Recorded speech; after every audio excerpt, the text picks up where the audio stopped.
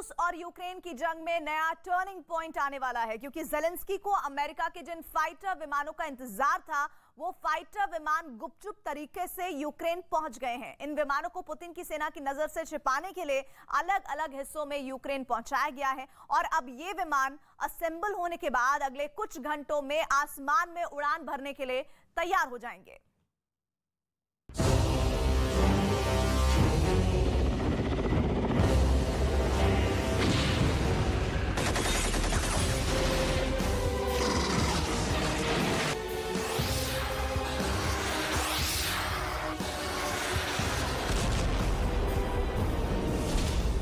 खत्म हुआ ज़ेलेंस्की का इंतजार।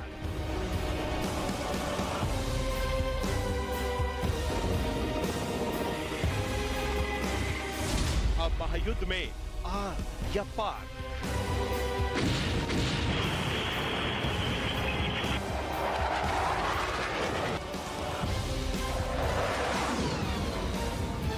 महायुद्ध में अब तक सारे फैसले एक तरफा हो रहे थे। एक तरफा इसलिए क्योंकि जंग में तारीख, जगह और वक्त सिर्फ और सिर्फ पुतिन ही तय कर रहे थे और ज़ेलेंस्की की सेना रूस के हमलों का जवाब दे रही थी। लेकिन अब इस महायुद्ध में सबसे बड़ा टर्निंग पॉइंट आने वाला है। यूक्रेन पहुंचा बाइडेन का फाइटर बेड़ा।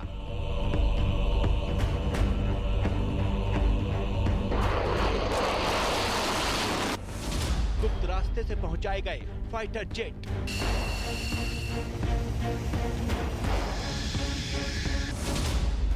जंग में ज़ेलेंस्की का पलड़ा भारी हुआ।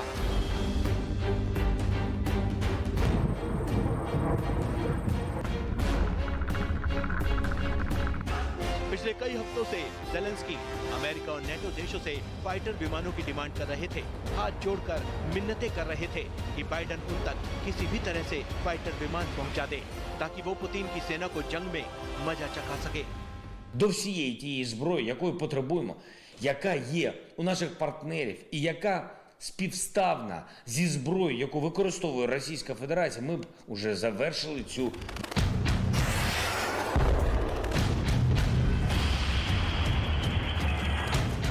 ज़ेलेंस्की की ये डिमांड अब पूरी हो चुकी है, क्योंकि अमेरिका ने दावा किया है कि उसने यूक्रेनी राष्ट्रपति की डिमांड पर फाइटर विमानों का एक बड़ा बेड़ा यूक्रेन पहुंचा दिया है। अमेरिकी रक्षा मंत्रालय पेंटागन के प्रवक्ता जॉन कर्बी ने कहा, यूक्रेन को अतिरिक्त एयरक्राफ्ट मुहैया करा दिए गए हैं। इसके अलावा एयरक्राफ्ट के कई पार्ट भी दिए गए हैं। उससे उन्हें आसमान में ज्यादा से ज्यादा एयरक्राफ्ट तैनात करने में मदद मिलेगी।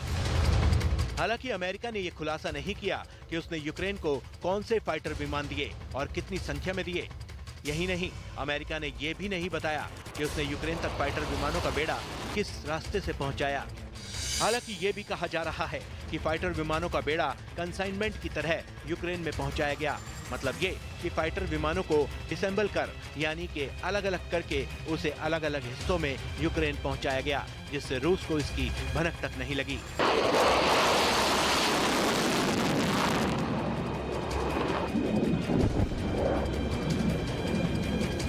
अब सवाल ये है कि यूक्रेन तक फाइटर विमानों को पहुंचाने के लिए इतनी गोपनीयता क्यों बरती गई।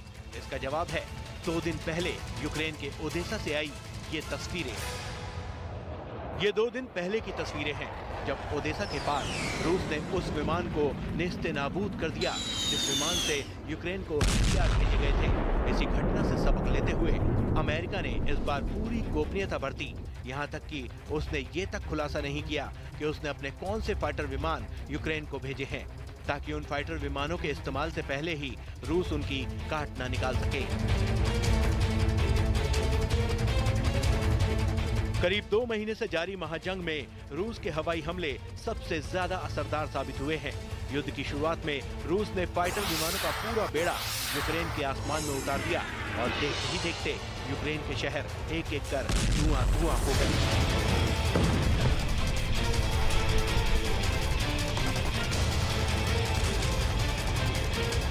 अब बारी यूक्रेन की है, क्योंकि यूक्रेन जिन फाइटर जेट्स की डिमांड कर रहा था, अमेरिका ने वो यूक्रेन तक पहुंचा दिए हैं। जाहिर है, अब जैसे ही यूक्रेनी एयरफोर्स इन फाइटर विमानों को लेकर आसमान में उड़ेगी, युद्ध का पूरा सीन बदल जाएगा और यही अमेरिका भी चाहता है। आसमान में अब यूक्रेन का दम दिखने वाला है और रूस को बेदम करने की प्लानिंग है, क्योंकि यूक्रेन को ब्रिटेन ऐसे हथियार देने जा रहा है जो आसमान में रूसी फाइटर विमानों को पलक झपकते ही तबाह कर देगा। ब्रिटेन के इस हथियार को दुनिया स्टार्मर के नाम से जानती है, यानी आसमान में तूफान लाने वाला ब्रह्मास्त्र।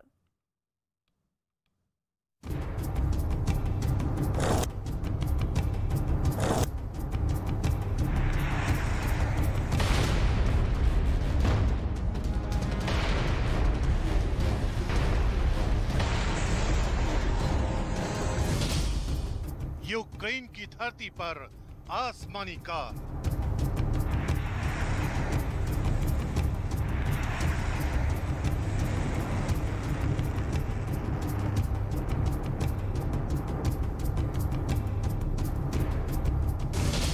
तूफान की दहाड़, थर्रा उठेगा आसमान।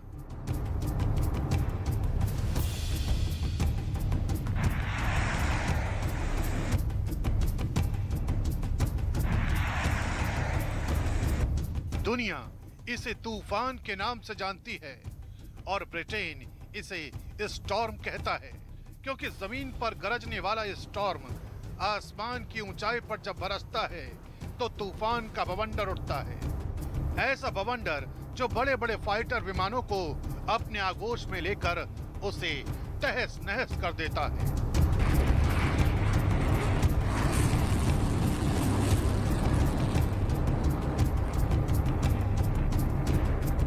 युद्ध का रुख बदल देने वाला यही वो हथियार है जो अब यूक्रेन को मिलने जा रहा है, और इस खबर ने पुतिन और उनकी एयरफोर्स की टेंशन बढ़ा दी है। स्टॉर्मर मिसाइल लॉन्चर को लड़ाकू विमानों और जंगी हेलीकॉप्टरों का सबसे बड़ा काल माना जाता है, क्योंकि इससे दागी गई मिसाइलें पलक झपकते ही अपने टारगेट को मार गिराती हैं। मतलब यूक्रेन में इसकी तैनाती का सीधा सीधा मतलब है रूसी फाइटर विमान और हेलीकॉप्टर का काल, और यही बात पुतिन की टेंशन की सबसे बड़ी वजह बन गई है।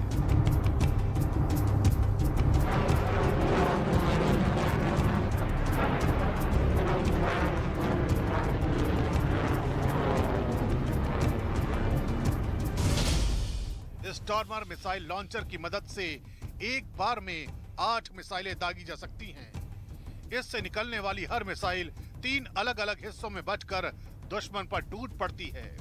ऐसे में एक बार में अपनी ओर आ रही 24 मिसाइलों से बचना किसी भी दुश्मन के लिए नामुमकिन हो जाता है।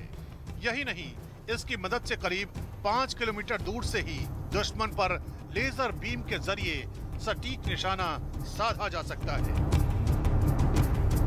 पुतिन ने पश्चिमी देशों को बार बार वार्निंग दी, हर बार उन्हें चिताया कि यूक्रेन को हथियारों की मदद न करें, लेकिन ब्रिटिश पीएम बोरिस जॉनसन ने पुतिन की इस चेतावनी को नजरअंदाज करते हुए अब अपना स्टॉर्मर मिसाइल लॉन्चर यूक्रेन को देने का फैसला किया है।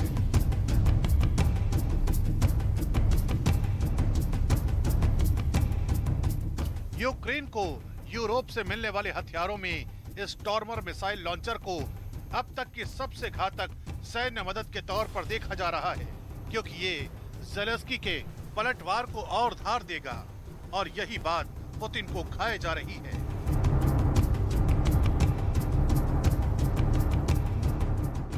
इस मिसाइल लॉन्चर का वजन करीब 13 टन है, जिसे ट्रांसपोर्ट प्लेन की मदद से सीधे जंग के मैदान तक पहुंचाया जा सकता है। यही नहीं, जंग के मैदान में उतरते ही ये एक बार में 50 किलोमीटर प्रति घंटा की रफ्तार से करीब 600 किलोमीटर का फासला तय कर लेता है।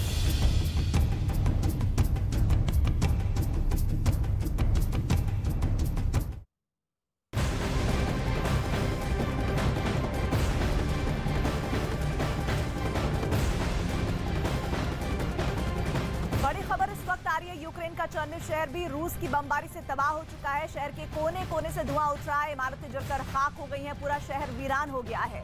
रूस की बमबारी से शहर की बड़ी आबादी पलायन कर चुकी है। तस्वीरें भी आपको हम दिखा रहे हैं, चर्निव की तस्वीरें हैं जहां यूक्रेन का चर्निव शहर रूस की बमबारी में तबाह हो गया है। शहर का कोई ऐसा हिस्सा नहीं बचा है जहां से धुएं का गुबार उठता हुआ ना नजर आए। इमारतें जलकर खाक हो गई हैं, पूरा शहर वीरान हो चुका है।